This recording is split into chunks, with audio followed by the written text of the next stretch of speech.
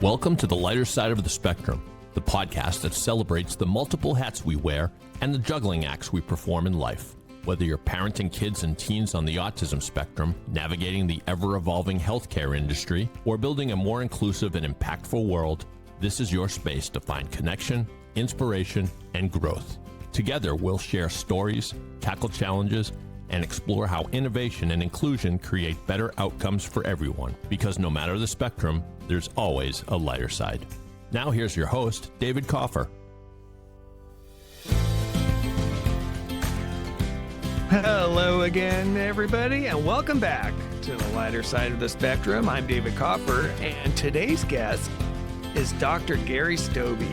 And this is a conversation that feels both personal and important for me. Dr. Stobbe is a board-certified neurologist, director of the University of Washington Medicine Adult Autism Clinic, and a professor at UW in neurology and psychiatry and behavioral sciences. He also directs the adult transition services at Seattle Children's Autism Center. So his work spans a part of the autism journey that many families worry about deeply: what happens as autistic children become autistic adults. But what I really want to explore today is the arc of his work, because nearly 20 years ago, Dr. Stobbe was one of the very few mainstream physicians in the country who was focused seriously on autism. And, it's really hard to explain to newer parents out there just how different the landscape was back then.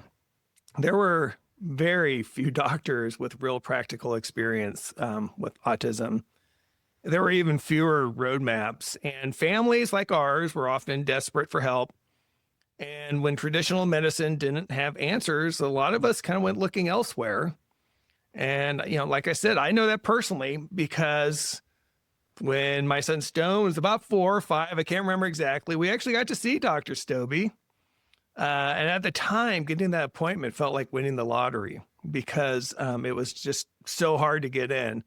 I was beginning to know some things, and we were, trying some things around food and diet because that was, that's what you do. And some of it have an effect and some of them don't. And, even though we visited with Dr. Stobbe once and, pursued some other paths, I've certainly been watching and listening and observing and respecting the work that Dr. Stobbe has done as he stayed in the field. And, he's kept listening and he kept working with autistic children who became autistic adults, as well as families.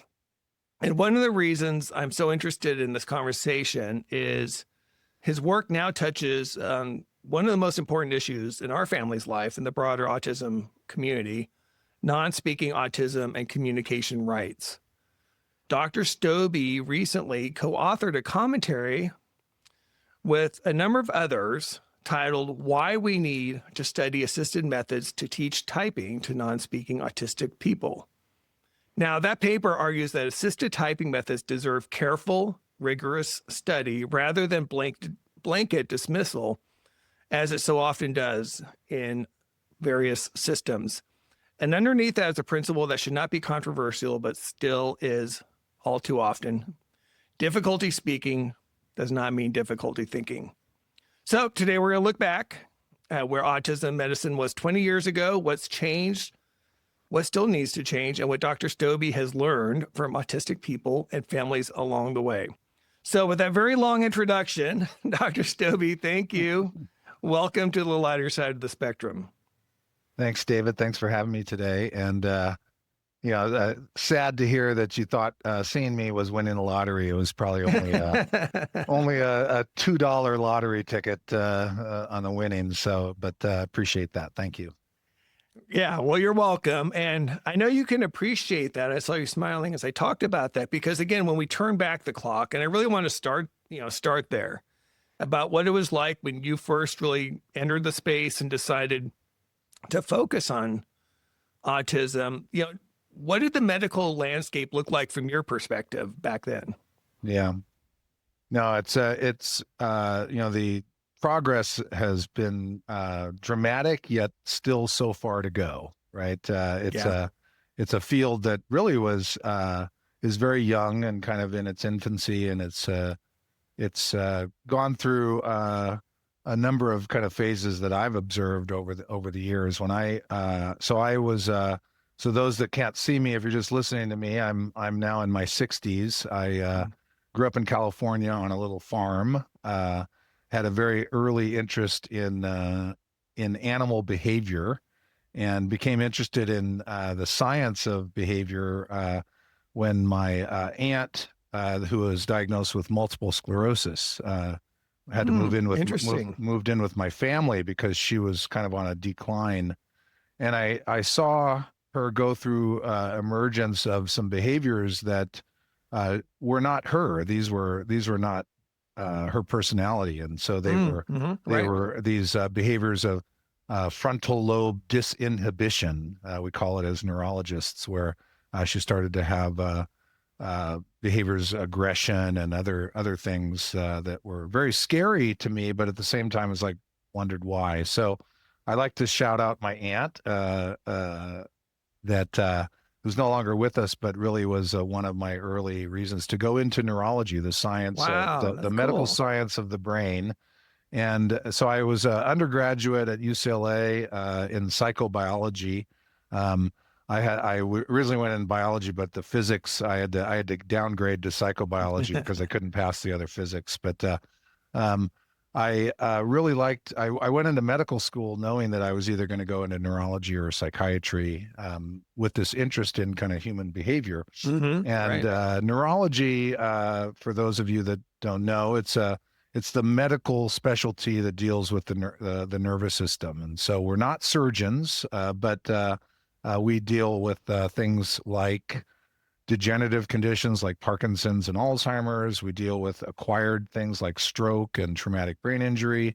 And we deal with developmental conditions out of development. And in the early 1990s, when I was in my residency, my neurology residency at UCLA, there were some of the first studies were coming out on findings on the brain MRI scan of people with autism. Hmm. And so it was very autism, as somebody interested in the science of behavior, is a very interesting condition that affects some humans. And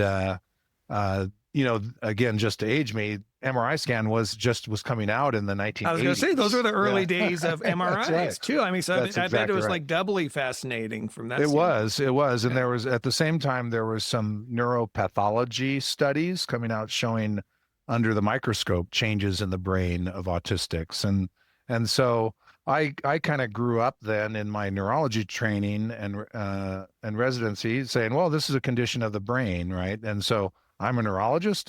Okay, I'm going to see people with autism. Right. What Right. I learned when I got into practice was there was very few people like me. Very few neurologists in general, and even a smaller population of adult neurologists that were trained as most neurologists that deal with autism are child neurologists. And this was again in the 1990s when I went into practice, and this was you'll again to age me. You remember America Online, AOL? Oh That yeah. was that was the It's social where I media. met. It's where I met my wife. There you go.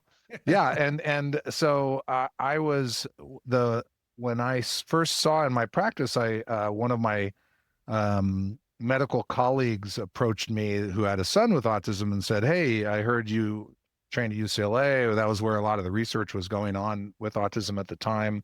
Um, would you see my son?" I was like, "Yeah, sure. I'd love to see him."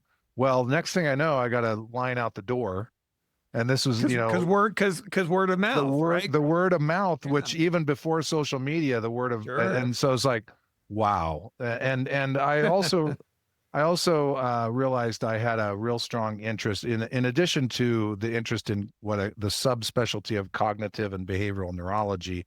I had an interest in healthcare delivery systems and fixing the inadequacies and the inequities that exist and still exist. Still exists. Yeah. And still Sadly. exist in our system, in our healthcare delivery systems. And so, after so around this time too is the other thing that I realized as a neurologist that influenced me choosing this path that I went on was I am an optimist, and I really struggled emotionally with a lot of the conditions that in the time of the 1990s, neurologists there was a saying. It was not a friendly saying. It was diagnose then adios was the approach that neurologists took, as we were really good as diagnosticians, but we didn't have anything to offer treatment wise, right?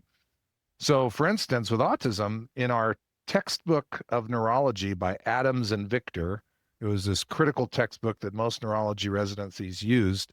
The section on autism was one paragraph. No way.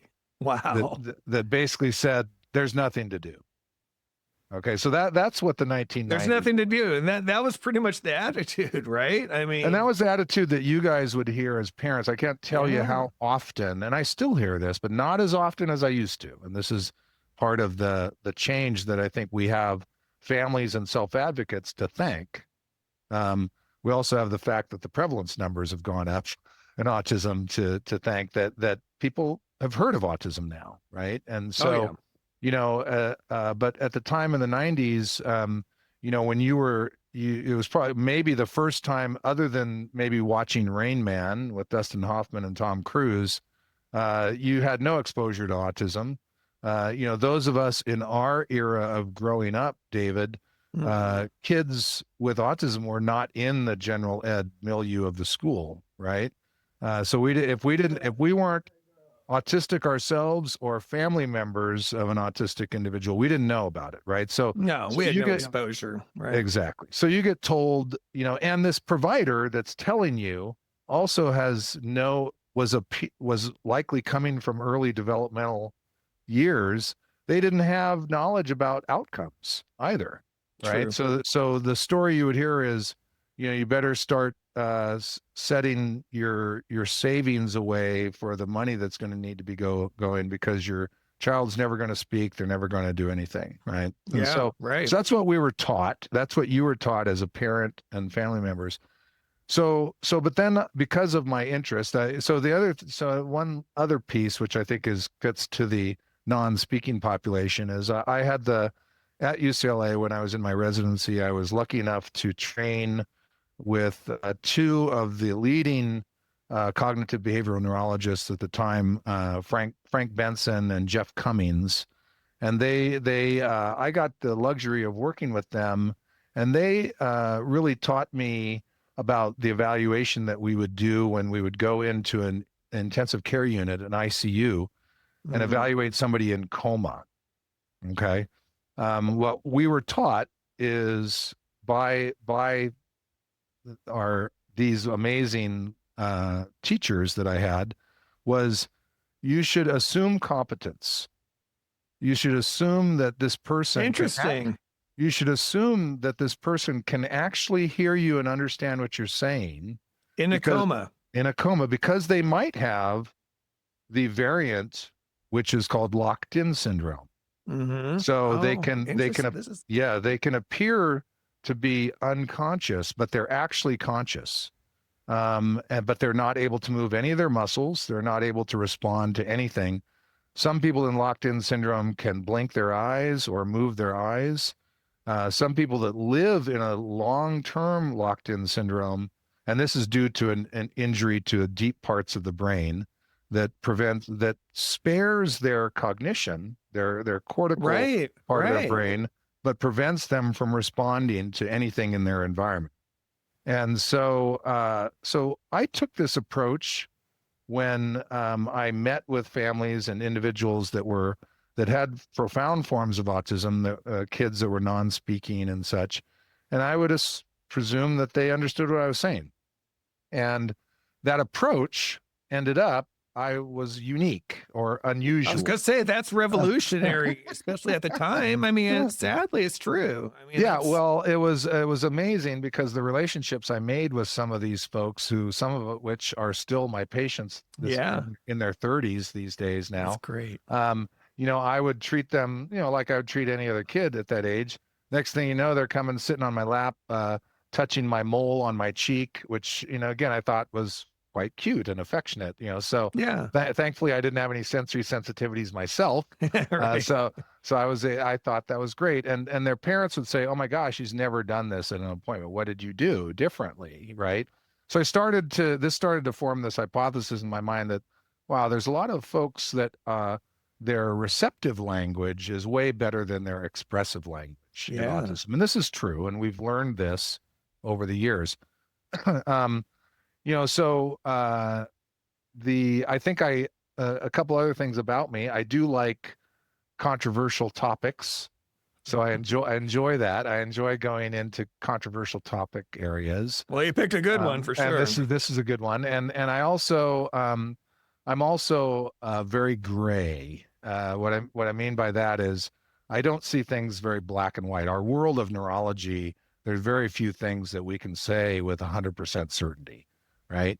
And so, and in fact, we are taught when we're getting our medical degrees to be very skeptical of things that are presented to us, and to if somebody comes in as a new patient with a diagnosis, we need to go through, is this really the correct diagnosis? And we're taught to question scientific literature that gets published, in well-respected journals, and still asking the question, do we believe what these authors are claiming, right? So I get frustrated with black and white statements. And the world of so I was somebody that liked that when we changed the language to autism spectrum disorder. And I do like when you hear the statement of when you've met one person with autism, you've met one person with autism. And I really see this as actually a spectrum of humanity. That this is absolutely right. That they're not different. I mean, it's just, it's not like they're a subspecies or something. When's the last time you've met two people that are exactly the same, right? That's true. Even identical, biologically identical twins. What was really interesting was some of the research early in autism, where some of the twin studies, right? That the twin studies that were started back in the 60s and 70s, that clearly showed the biological basis of autism, that it was biologically based. It was not due to the refrigerator moms. I don't know if you've ever heard that. Oh yeah, right. Yeah, the cold. Yeah, I mean they were too cold towards their kids or whatever. Yeah. The mom's fault. Yeah, exactly. So there was a biological basis, and this was shown because studies that did identical versus fraternal twins showed a much higher likelihood for identical twins to both have autism than fraternal twins. And the same as if you look at siblings and then first degree relatives, yet all of those people have a greater likelihood of having autism than just the random person off the street. So there's clearly this genetically, biologically based underpinning of autism. Now, we also know that there's huge impact of environment, and you can see this by looking at what's called the phenotype of these twins. So the word phenotype is the kind of the expression of the biology of yourself. So the outward expression. Yeah. What does the person look like? What are they capable of doing? What are they like? What do they don't like? So all the things that you can see on the surface are the phenotype, the things that you can measure, from observation and measurement. And so you'd have people that were identical genetically, yet very different phenotype, right? So you knew the environment was influencing them in some way, right? That it wasn't just the genetics, right? And so this is still being worked out, but very interesting and fascinating. And of course, now I don't know how we got down this rabbit hole, but I love it with this. But because again, that's relevant for us. I mean, and many others, kind of this, our general generation, Gary, is that, there are a lot of us who have IVF kids, IVF twins or whatever. Yeah. And there's, I've met so many other parents kind of within the community in similar situations where you have one who's, non-speaking, definitely on the spectrum.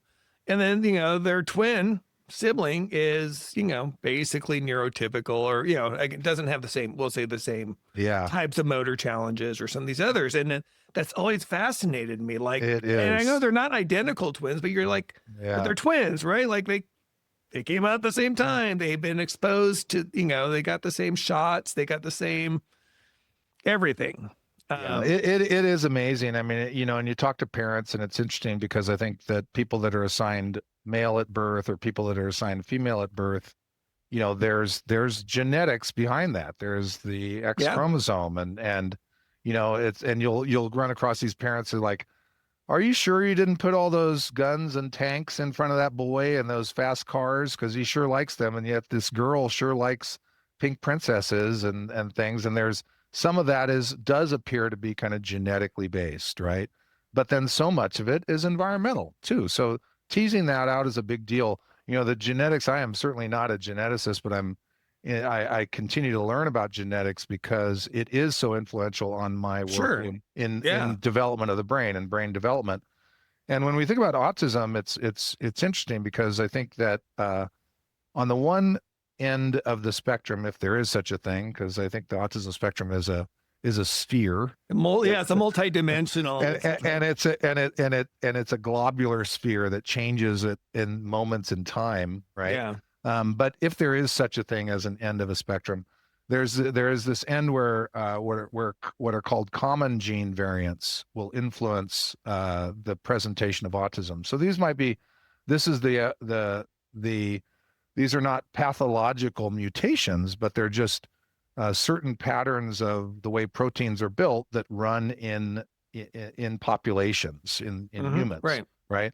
And so you'll often hear the story of like, oh yeah, my grandfather the engineer and my father the engineer and I'm an engineer and I'm autistic. And so there's been this evidence that the engineering brain is more likely to meet criteria for autism spectrum disorder. And then you also and so that might be a family where it's like, oh yeah, my grandfather and my cousin and my brother, and you've got these multiple family members, right? Then you have this other end of the spectrum, which are these what are called, used the word pathologic in the medical term, these gene variants that are mutations that occur, many of which are not inherited. These are what are called de novo mutations or new mutations that occur in the process of the egg and the sperm joining and then the fetus growing. And these mutations are rare individually and can cause profound changes in how the brain gets built and how the brain functions. And these rare gene mutations, we are now learning the genetic testing medically has become sophisticated enough where, for instance, in my adult autism clinic, we just did a review of patients tested since 2021. This is when what's called exome sequencing became commercially available.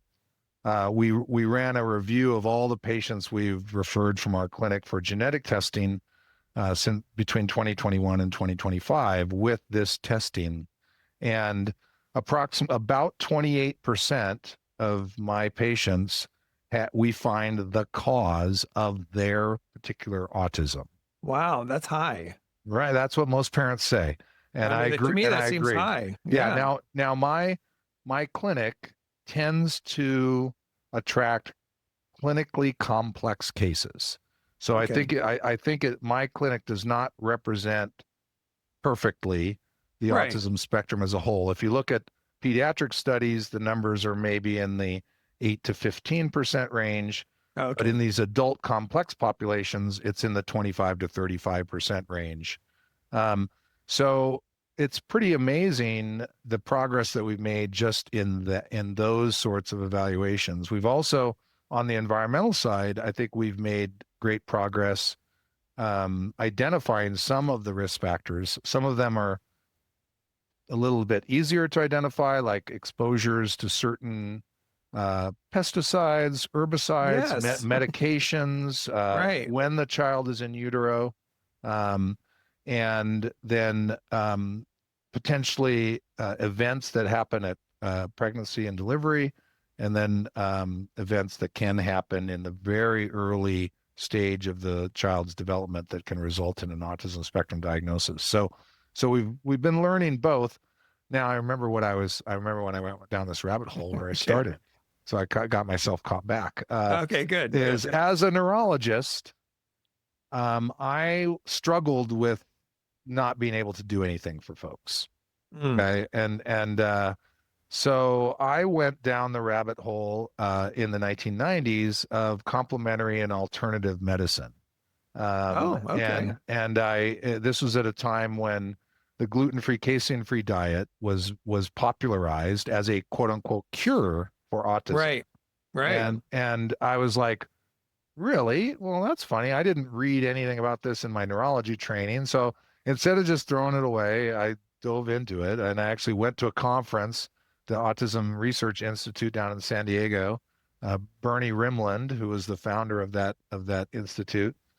And wow, I was exposed to a slice of the world that I didn't know existed, which was just people that meant so well and wanted to do so much for their children and family members, but were easily attracted to things that were not founded in science. Now, I don't want to throw all complementary and alternative medicine under the bus, because I feel like I've come to a healthy place with this. Yeah, that's one of the things I wanted to talk to you about, because I Yeah. feel like that just again, based on our conversations and observations too. I mean, it's not all woo woo, right? It's not all woo woo. And Yeah. and when you talk about with the brain, I mean, this is where we get to think about the brain function of people in general, of all of us, right? And Yeah. what optimizes brain function. And I was lucky to be in my early years not just a specialist in neurodevelopment, but a general neurologist, and I got exposed to dementia and multiple sclerosis and traumatic brain injury. That was, of course, one of the reasons why I went over to neurodevelopment, because with neurodevelopment, what I was learning with seeing my adults with autism is when they were lucky to be born into a resourced family, Yeah. they had really good outcomes.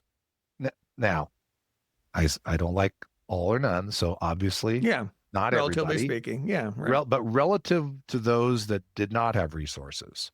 So I was seeing this great. So this was at a time in the late 90s and early 2000s.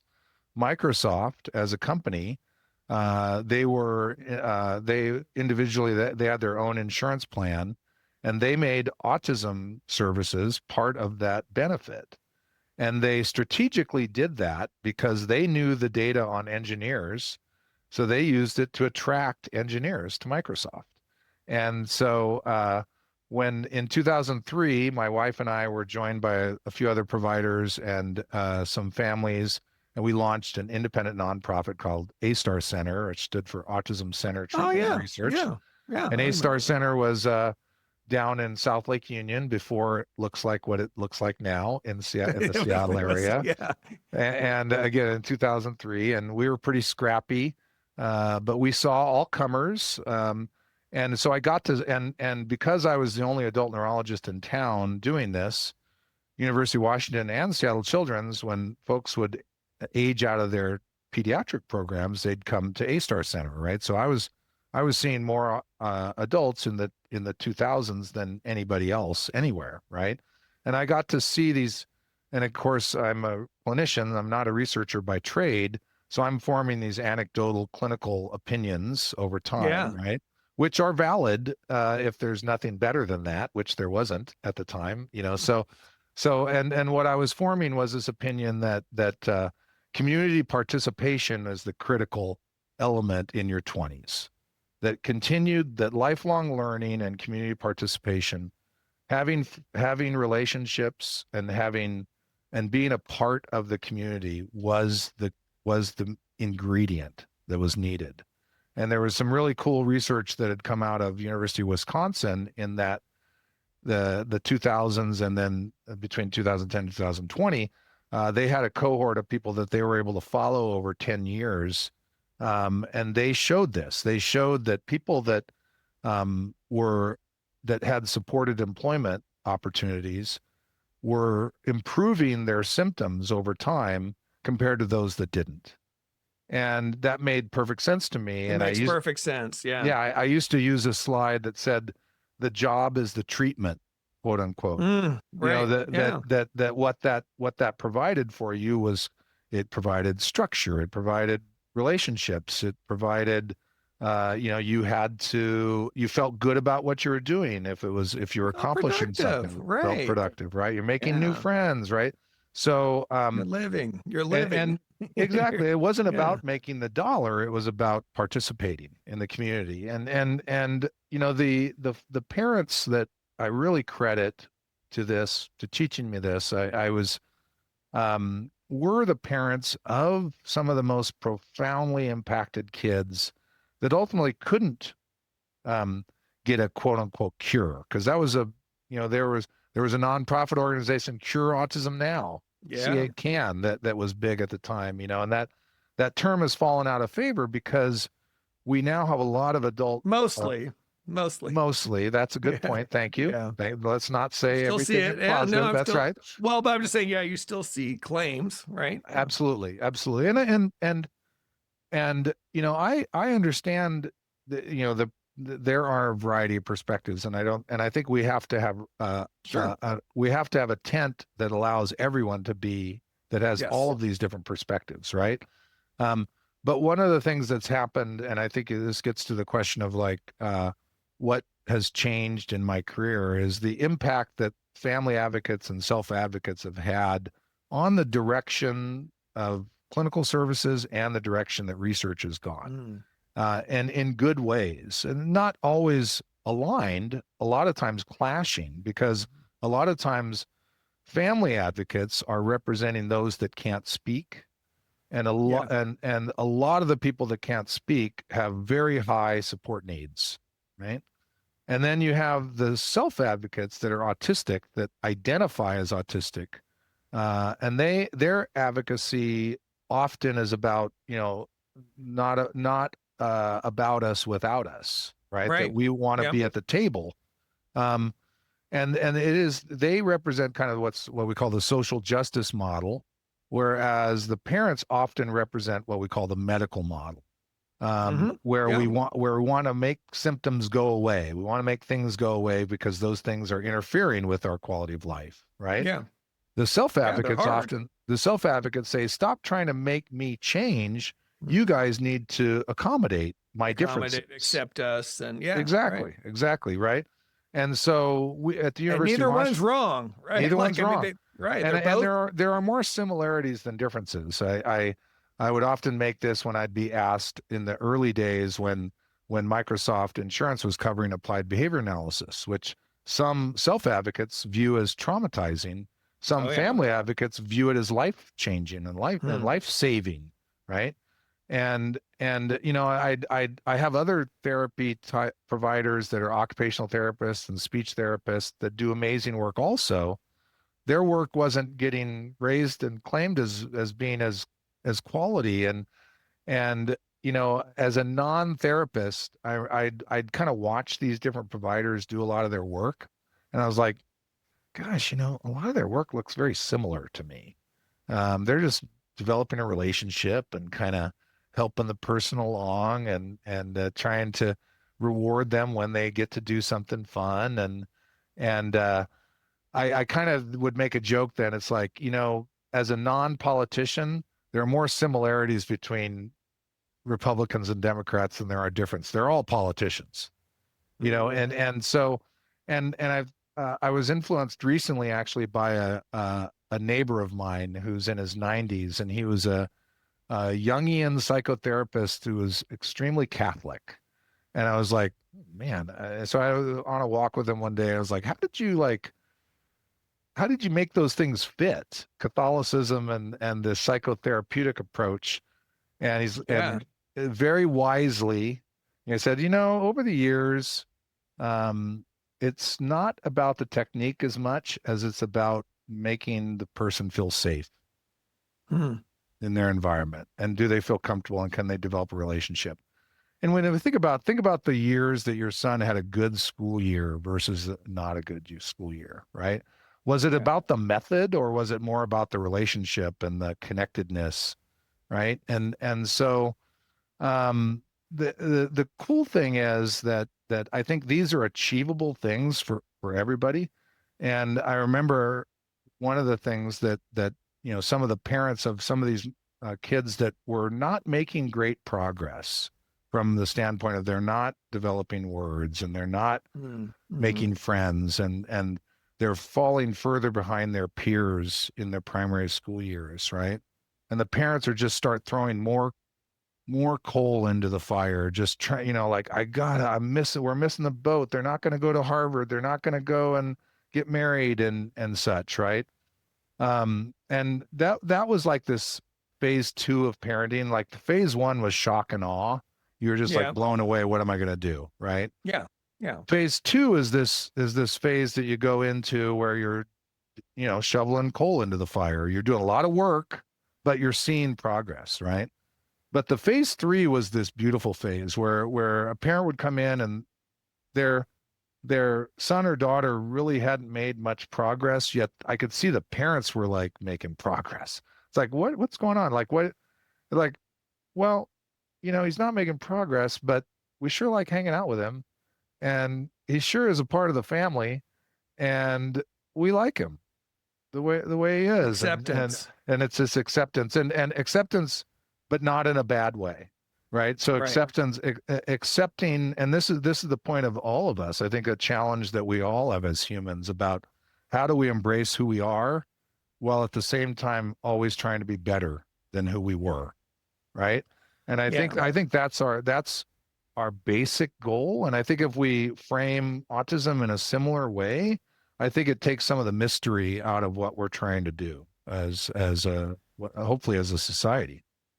Well, I want to get into a little bit more about the non-speaking side, because you had talked about this, and again, this is unique that you had said kind of from the early on that you presume competence. Yeah, I wrote it down. That you were exposed to the locked-in syndrome. You understood that this capability was there. Why hasn't that happened more widely in all of these support areas, Gary? Like this is the part. And kind of related to that, I want to get your thought. Well, maybe let's start with that. And then I want to talk about apraxia, because I think that Yeah. this is another big thing where, like I said, when I go back over the last 20 years, as a dad going through this journey, just that there was so little presumption of competence. It was, it was the opposite. Like you said, it was this, hey, kind of prepare for this life of, well, if they don't develop by age, whatever, if they don't reach this milestone, but all this negative, right? Yeah. Yeah. And then you kind of get to a point where you're just like, you kind of accept this fate that's not great. Like you said, you can accept it and enjoy the person as they are. And again, in our case, again, people know the story. We're at that point with Stone. He was halfway through high school. He was in intensive ed. He was doing, life skills. He was like building birdhouses. He was getting no academic instruction, right? And so when you think about what the future held, didn't look that great. Didn't look that great until he was finally able to be unlocked with spelling to communicate and having that access. And then, again, the presumption of competence Yeah. exploded, right? And so going back to that, like I said, why hasn't that been there, do you think? Yeah. So, I think it stems out of a lack of full understanding of some of the neurological and psychiatric barriers to communication that exists for some people with autism. And I think we've learned about this again, primarily from our patients and families that we've seen individual stories of cases, and we've been able to then piece together a more complete, but probably certainly not anywhere near complete, but a more complete understanding of the barriers to communication for some people. So the one of the mistakes is early on when some people with autism are struggling with producing words. The testing that goes into testing to see if they could use other forms of communication, like, okay, they're struggling with words. Let's see if we can show them a picture and have them point at the picture, right? And so show a picture of a, cat and a dog, and so point to the cat, right? And the kid that can't point to the cat, right? Uh, a lot of times the assumption is that they don't know. they don't know.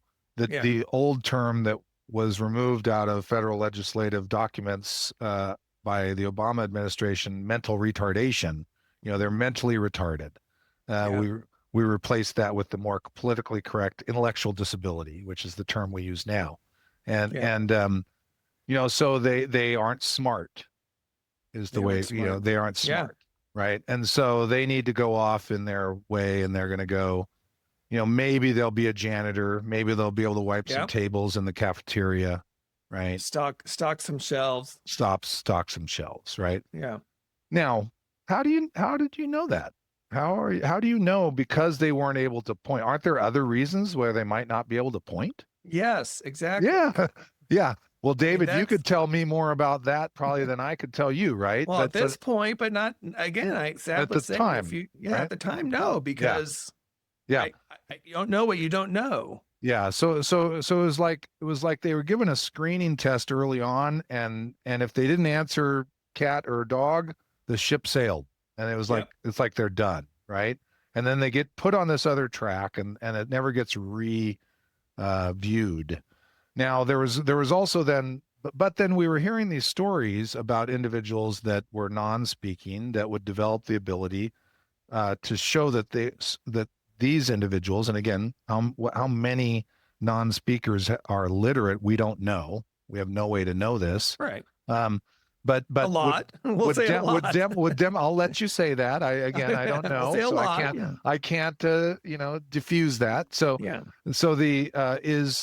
I can't speak words, but I can type them or I can spell them. Yeah. Right. And I can demonstrate, actually, I am literate and I've been understanding what you're saying. I just haven't been able to demonstrate it. So this is the term praxis or praxia or apraxia or dyspraxia, right? Yeah. So in neurology, we know that this exists, not just in autism, but in other people. We see it in traumatic brain injury. We see it in stroke survivors. We see it in certain forms of dementia, where a person can still retain their muscles. They've got their joints, they've got their nerves connected to their muscles. And in fact, they can use those muscles to do a variety of tasks, but some purposeful tasks they can't do. Yeah, exactly. Right. So the task of writing, okay. Or talking. Right. Yeah. But then as a neurologist, I was interested in this, and I started to see with some of my kids that were that couldn't speak, but they just, by the way they were responding to me, it sure felt like they were understanding what I was saying. Yeah. And you can see that. Yeah. So then a couple of them I saw develop the ability to type. So I was their provider before, during, and after, and I have a handful of patients that I've followed over the years. And one of the things that became clear to me was that was one of the barriers that many people didn't recognize, was this motor or sensory motor dysfunction. It wasn't a language dysfunction. It wasn't a cognitive dysfunction. It was a sensory motor dysfunction. So that's one possibility. We also see individuals that do develop the ability to type or spell. They are very prone to variation in their ability from moment to moment, and their mood, their energy levels. Are they worried or nervous, or are they calm or anxious? Yeah. Are they with people they trust? Are they with strangers? That emotional state will vary their language. And those are probably like the two biggest, this sensory motor component and this emotional component, that became very clear to me with just my small sampling and talking to other providers that are now years experience like me, that also have small samples. We're concurrent on this opinion, right? And it's not that small, is it? Well, when you lump them all together, it's not. Right. So when you lump them all together, it's not. And I think but again, my worry is that this is a form of neurodevelopmental locked-in syndrome, and that many of the adults that I see stuck in inpatient units that are non-speaking, if only they had what Yes. your son had, Yeah. which was a family that could provide them the necessary support and training to get from step 1 to step 100 to be able to demonstrate and type, right? And you could think about that journey for your son. Oh, It's yeah. not, it's, you see some signs at the beginning. It's like, whoa, we might be onto something. Let's go with this. And then and then the progress carries you forward.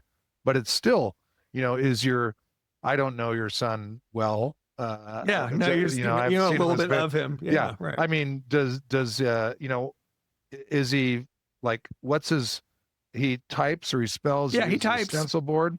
What's Yeah, his rate yeah. of word production per minute?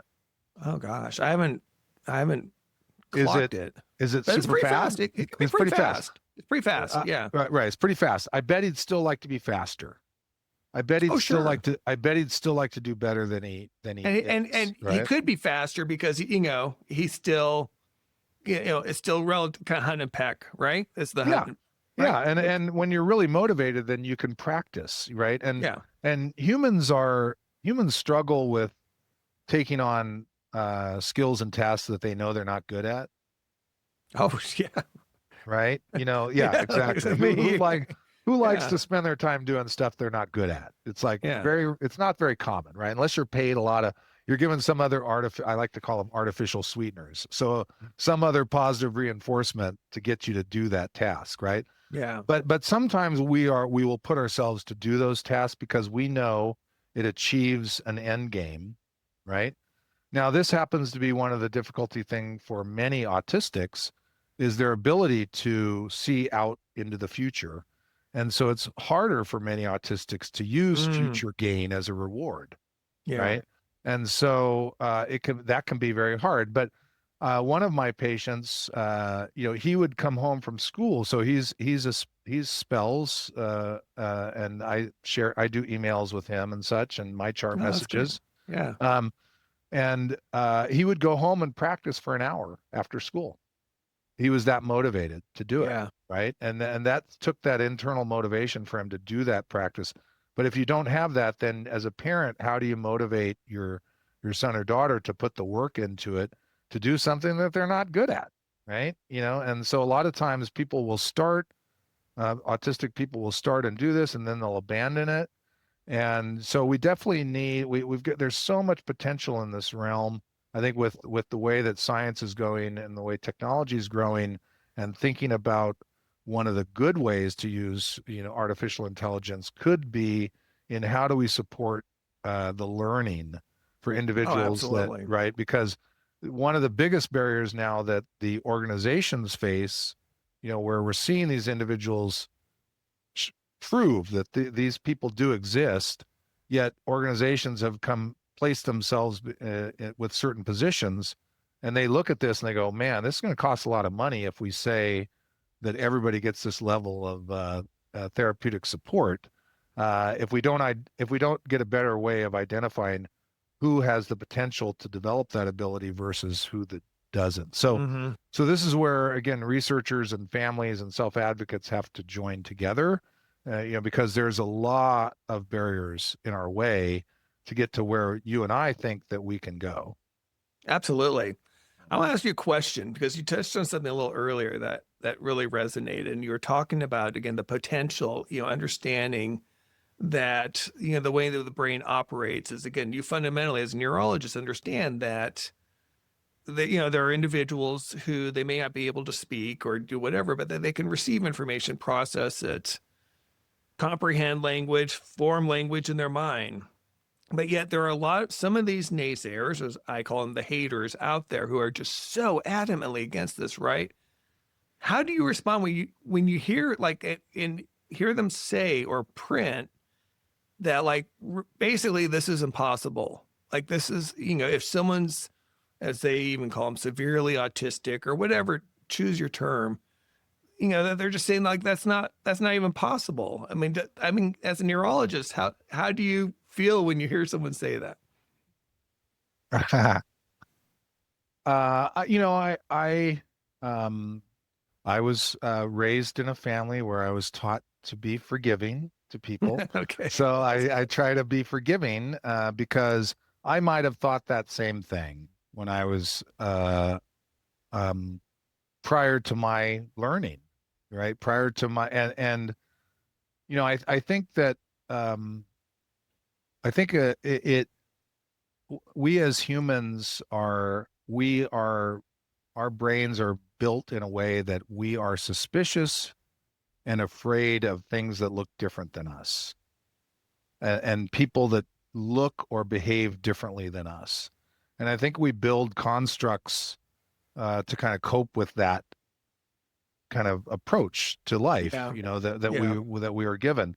And so I think people really, some people, fact, some family members, some researchers, you know, have based years and years and years of based on a construct, right? And if you pose to them a new construct where they have to kind of deconstruct everything that they've built, that's hard, that's challenging, and so I'm going to forgive those people, but then I'll probably move on and have a chat with somebody else. And Well, that's a very gracious answer, but I think you did touch on something. I think that, well, two things, like you said, yeah, I think it is difficult for some people to kind of approach a situation or people who are different. The ones I have a problem with are ones who kind of, I think they know better. They should know better.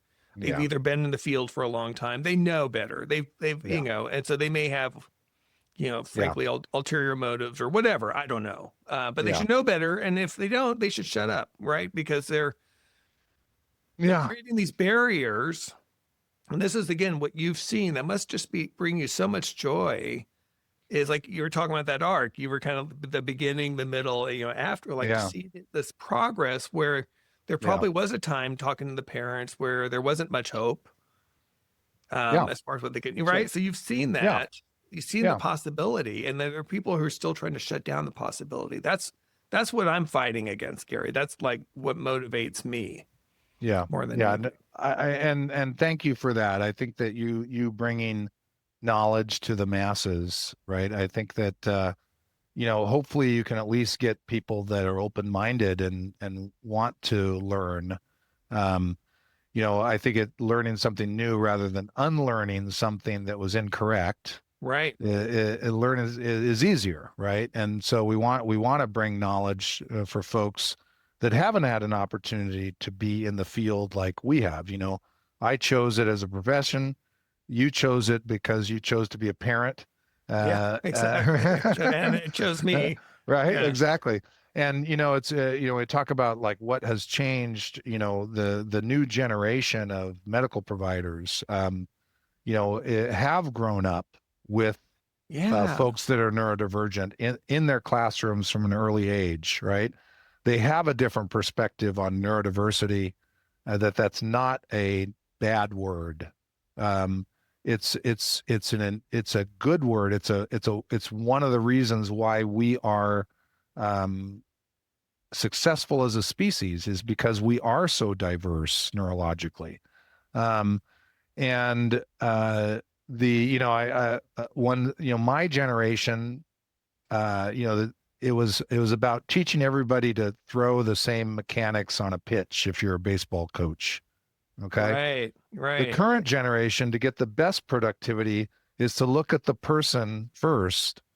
How are they built? What's their natural throwing, and let's make that at their best, right? So if you think about It makes so much sense. Yeah. performance psychology and all of our field of neurodevelopment, whether you're a neurologist, a psychiatrist, a psychologist, speech therapist, occupational therapist, social worker, behavioral analyst, person-centered and strength-based has become the code word, the key words, right? That where we used to be um, center based, not person centered, and we used to be deficit based, right? Deficit based. Yeah. We used to I try was to kind of waiting for you to say that. But yeah, we no, used to it's try to yeah. eliminate the deficit. Stop Yep. doing that. Stop doing that. Right, instead of us looking at, well, why do you do that? It's like, well, let's, you know, you're breaking your iPad. You don't want your iPad broken. Let's have you do this instead and still meet what your needs are, right? And so that's been amazing to the field, and the people that are coming into healthcare and this next generation who have lived with people that are neurodivergent, the number of people themselves that are going into healthcare that identify as neurodivergent, either on the autism spectrum or ADHD or dyslexia or some other learning disorder, the percentage is representative of the population. We're seeing folks coming That's in. great.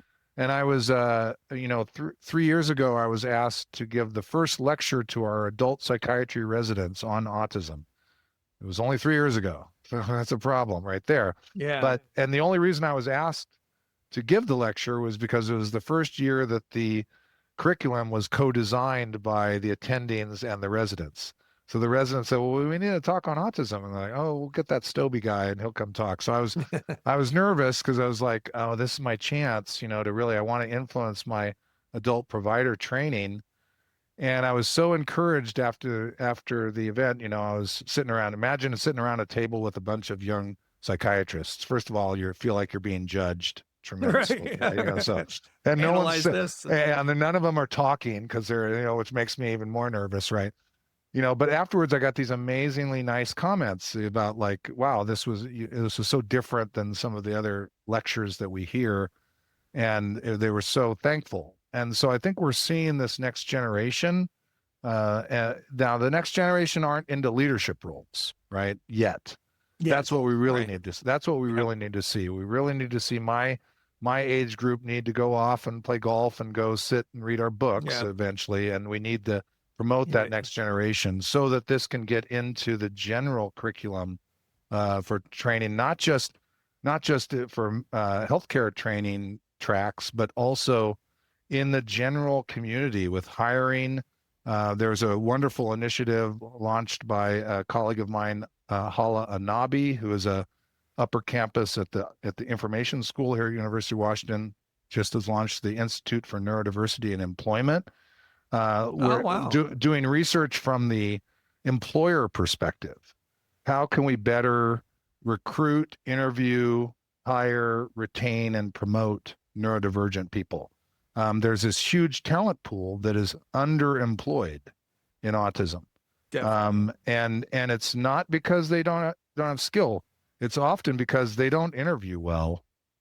Right. Well, interviewing is not what we're hiring them for. Right. That's not the job. Right. Yeah. Yet that's how we're deciding whether, right. And now, that's cool. Yeah. So that process, I think there's a huge benefit for society in so many different ways. Again, by having these diverse viewpoints as members of teams.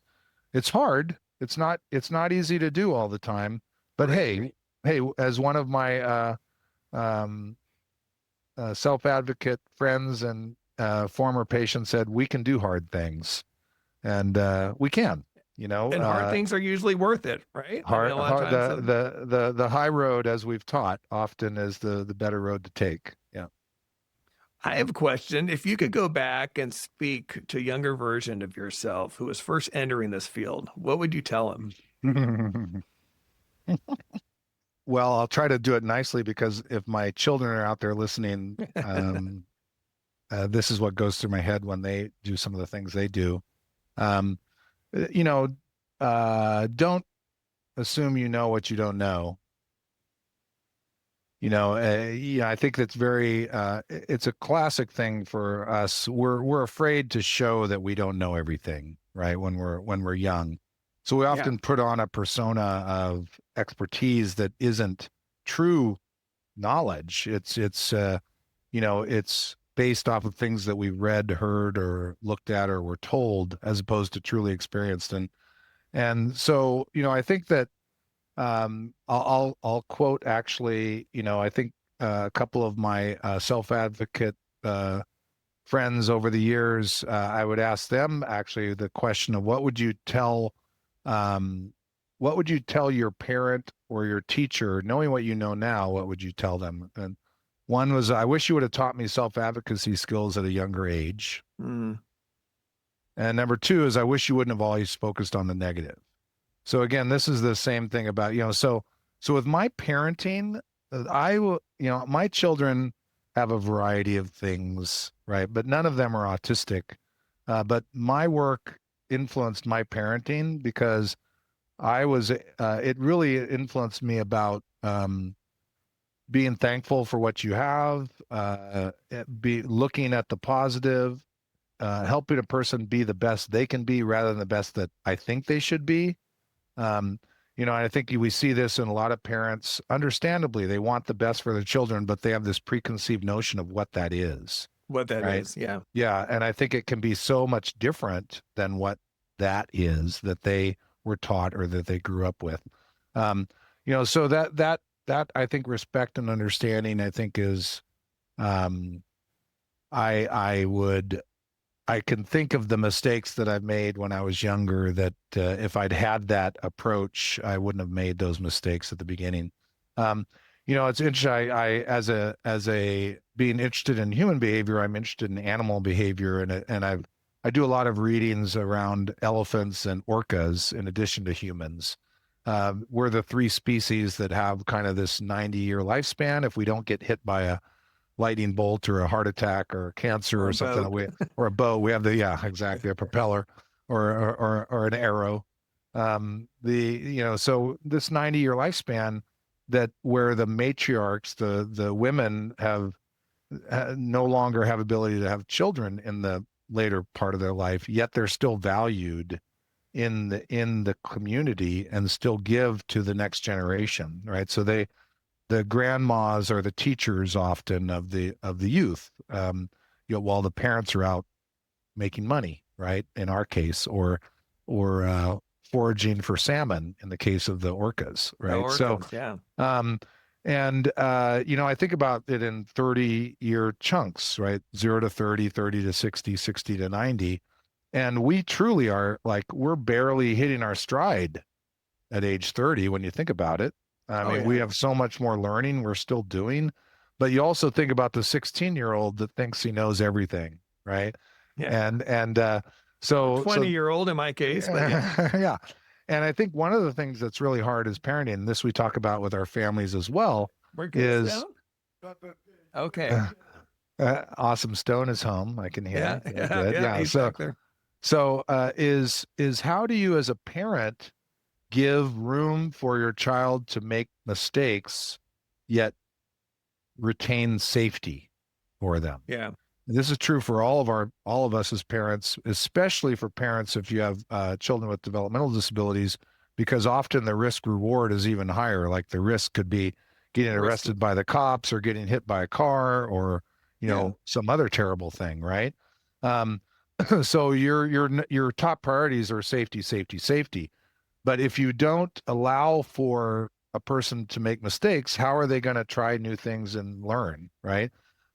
Risk has to be part of it. Yeah, for sure. One of my favorite stories, one of my patients who I still see works for in his 20s. He had pretty significant autistic features, but he was able to get a job. He was really good at rote tasks. Yeah. And got a job at one of the local county offices and was able to eventually get a full-time job.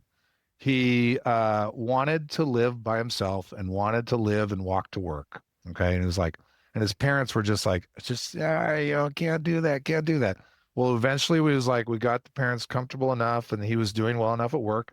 He got his apartment and mom, every day she'd call him when she knew he was supposed to be home. This is back when it was just phones, right? So call him, and one day he didn't answer the phone, right? And so she went into a panic, called 911. Absolutely. Cops went over. She went over. He's not there. Where is he? What's happened? Something's happened. They found this flyer on his table. It was in the winter, and it was a ice skating rink. Come ice skating. I'm like, oh, okay. Let's go down there. Sure enough, he had rented ice skates and he was skating on the ice skate. And it's just awesome. It's this beautiful story of the need to continue to grow those skills and the space that we need the respect that we have to have for the person. And it's not easy. And I'm glad, I don't know how to do it all the time, but the principle I think holds. Yeah. Well, we've got a couple segments I want to try to squeeze in here. We've gone over the allotted time I told you it would take, but this is great. I mean, I can't tell you how much I've enjoyed this, but we've got a couple segments. I know that you had thought these through carefully. No, I sprung them on you like right at the beginning. Let's start with our autism tip of the week. Hey parents, gather around, it's time to speak. We're here with your tip of the week. Strategies and wisdom just for you. Autism parents, we know what you go through. All right, it's time for our tip of the week. And who better than Dr. Stobbe, who's been in this field for so long? I'm sure you have one or two you can share. Well, you did spring this on me just recently, and so just this week I've been focused on the concept of psychological safety, and Okay. it's a term that we're seem to be seeing around more often, and I had talked about this concept of community participation and how good outcomes are associated with community participation, and I feel like humans really value, and this is and of course I'm saying like it's all humans, and so but humans in general really Yeah. value, and this is autistic humans as well, they value community, they value relationships, Yes. and they value being in places where they feel comfortable and safe, Yeah. right? And I think if you have that as one of your North Stars, I think it leads, it's no longer a desire to, let's have you achieve this goal that I thought was going to be what led you to quote unquote success, quality of life, whatever we want to call that, when actually it can be something that looks very different. And I think that, when a person's feeling safe in their school, safe with the nanny, Yeah. safe with their driving their car, right? I mean, think about that. It's just all the different places, and it's not to say physical safety isn't important. Also, it is, No, I think you're absolutely right. but I it's think the psychological safety that I think is a great. That's my tip of the week. it's a great tip. That's a great tip. All right, let's jump ahead to I think we're doing fact or fiction. I think. Get QuickTime ready, and here we go. This is Autism Fact or Fiction. We're breaking down what's real, what's rumor, and what might surprise you. Let's go. All right, so this is where we talk about again.